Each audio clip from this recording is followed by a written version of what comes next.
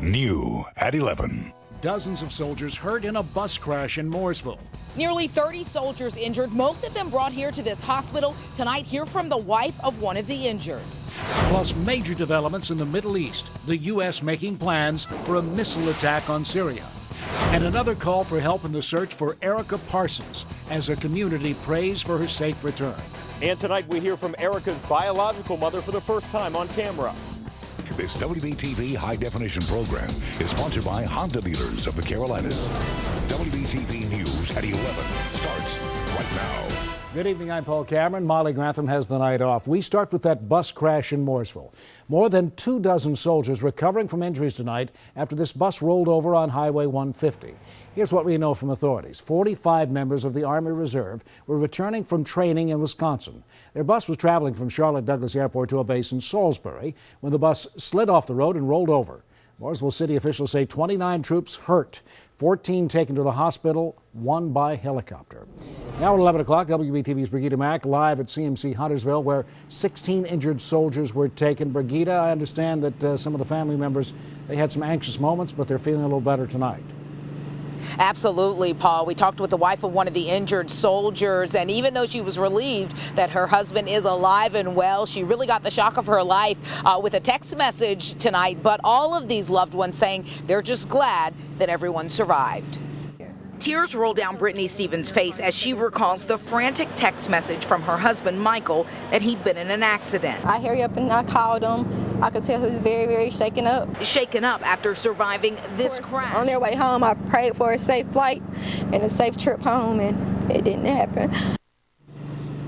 Another piece of good news, that soldier that was airlifted from the scene is in stable condition tonight at Lake Norman Regional Medical Center. Also, the driver is facing a charge tonight. The Highway Patrol has charged him with failure to maintain lane control. We're live in Huntersville tonight. I'm Brigida Mack, WBTV on your side. Okay, Brigida, thank you very much. The charter bus company is Holiday Tours based in Randolph County. A driver superior issued this response, quote, Holiday exceeds all federal and state safety standards. We have maintained an excellent safety record since 1977 and operated millions of miles with safety as our highest priority.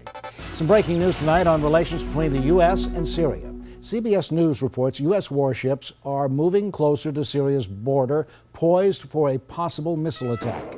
This is in response to a reported chemical attack by the Syrian government this week on its own people. It left hundreds dead, and officials say it appears more poison gas was used. Now, the president has not issued any order for an attack. We will continue to follow the story for you. Here's video just in tonight from South Charlotte, where police say one person badly hurt after getting struck by a car. This happened right near the light rail crossing at Old Pineville Road in Archdale. Old Pineville still shut down right now. Police say a man was riding a bike. You saw the bicycle there in the road when he collided with this Honda Accord. You can see the damage done to the car's windshield. All new at 11 o'clock, the biological mother of missing Salisbury teenager Erica Parsons, among hundreds coming together with one hope in mind. They want Erica to return home safe and sound. Erica has not been seen since 2011. Her stepbrother reported her missing 3 weeks ago. WBTV's David Spont was at the vigil for Erica tonight. Yeah, Paul, a very emotional night tonight in Salisbury. About 200 people came out tonight to pray for Erica's safe return. Also in attendance tonight, Erica's biological mother, Carolyn. Whether I raised her or whether I didn't, she is still my biological child. Erica Parsons' biological mother, Carolyn, is breaking her silence on television for the first time about her daughter's disappearance. David Spunt, WBTV on your side. David, thank you. The Rowan County Sheriff's Office announced today it is expanding its effort to publicize the case. On Monday, deputies say Erica's picture and information will be posted on billboards like this around Charlotte. If you have any information on where she might be, call Rowan Sheriff's Office. Their number, very bold there on the billboard, 704-216-8700. Now at 11 o'clock, a prayer vigil continues for a Concord mother who's been missing for the past year. The family of Crystal Morrison organized this 24-hour prayer vigil at St. Anne's Church in Rock Hill. This started with the Mass this afternoon. After praying for her safe return, Crystal's sister told WBTV she is not giving up, despite police running dry on leads. Every time I feel like giving up hope, I remember two things. I remember the friends and family and support system we have, and I remember that she has a 9-year-old son. And if I give up hope, what does that tell her son, Kyson? Crystal was last seen walking away from her workplace, Connections Recruiting in Concord. The family's offering a cash reward leading to Crystal's whereabouts. The vigil ends tomorrow with a balloon release. New at 11 o'clock, another crime linked to a nightclub. This neighborhood watch group in Wesley Heights tells us police alerted them to an armed robbery outside Club 935 last night. They say two men approached someone coming out of the club, stole that person's belongings at gunpoint, and drove off. The club is on South Summit Avenue. Police say several other crimes, including a murder, took place on this street this year.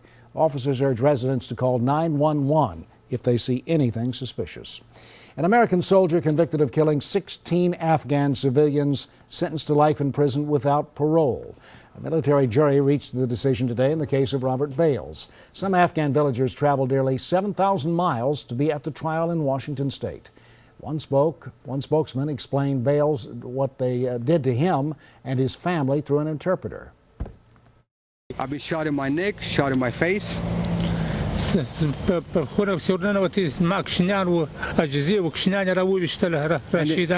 he entered the room and killed my kids and females. Officials say Bales left his post and went on an attack before dawn in March of last year. He apologized while on the witness stand. An Army major found guilty of killing 13 at a Texas base in 2009. Prosecutors now seeking the death penalty for Major Nidal Hassan. Hassan represented himself in court, despite a suggestion from the judge not to do it. He only questioned 3 of the dozens of witnesses who came to the stand. The sentencing phase of his trial starts on Monday. Tonight, scientists on the Outer Banks are wondering why at least 16 dolphins have died. Tests are being done on these mammals. Scientists say they were found between Corolla and Avon over the past 9 days. Experts say that's many more than normal. Earlier this month, 100 bottlenose dolphins washed ashore in Virginia, and it is not clear why. Taking a live look at our HD tower cam over uptown, Chief Meteorologist Eric Thomas is watching clear skies right now. We've got a few storms around, but things are looking pretty good for the weekend, Eric.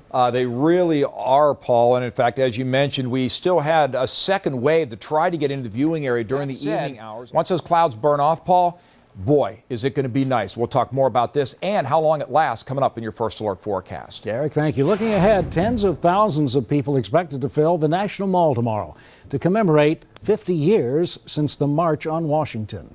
Events surrounding the event expected to include 5 of the 10 demands issued by civil rights leaders in 1963. One is voting rights, which has sparked a big debate here in North Carolina.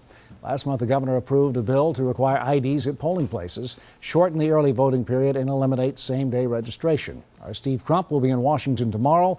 He'll share the stories of local people attending on WBTV News at 6 and at 11 o'clock. Well, it's finally here, the kickoff to the high school football season in the Carolinas.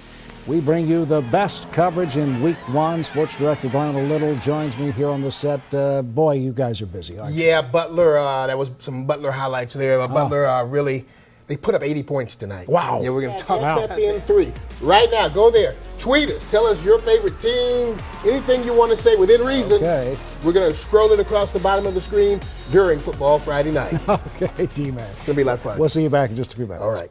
Next at 11 o'clock, a new requirement for thousands of healthcare workers in the state. Hear how it affects you when you go to the doctor's office. Plus a double whammy for the mayor of San Diego. He announces he's stepping down. Now he's the subject of a state investigation. You're watching WBTV, the best choice for News 11. We're back after this.